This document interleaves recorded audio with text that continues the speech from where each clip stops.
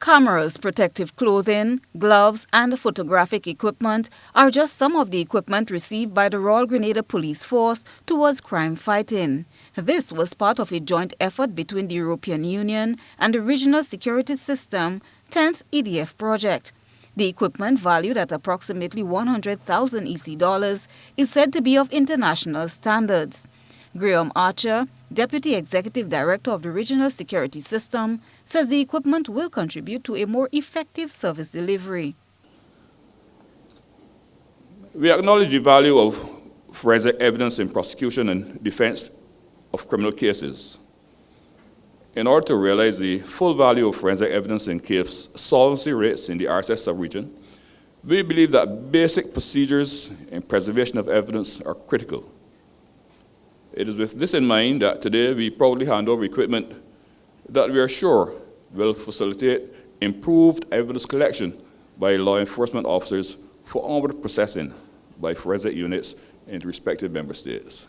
To the officers who will be utilizing this equipment, Mr. Archer left these words. Words of Herbert MacDonald, a famed researcher in the field of forensic science. Physical evidence cannot be intimidated. I repeat that. Physical evidence cannot be intimidated. It does not forget. It sits there and waits to be detected, preserved, evaluated, and explained. To the law enforcement practitioners, you now have been given some of the tools to detect, preserve, evaluate, and explain that evidence. I trust that you will use this equipment wisely and to the best of your abilities. Deputy Commissioner of Police Franklin Redhead says crime and violence are developmental issues. An elevated level of crime affects citizens in the short term and in the long term economic growth and social development. Deputy Commissioner Redhead promised that the RGPF will continue to do its part towards the reduction of crime. He acknowledged the efforts of the Regional Security System and other contributors. It is in this context I want to recognize the very important intervention by the European Union through the 10th EDF Fund for enhancing RGPF forensic capabilities, critically important at this juncture.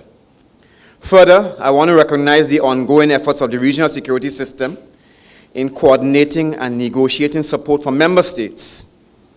It is certainly for negotiating support from member states. This is highly appreciated in light of the extant resource constraints. It is heartening to note that the RSS, rooted in the notion of collectivism many years ago, continues to evolve and adapt to the needs of member states and remains a relevant and pragmatic sub-regional mechanism.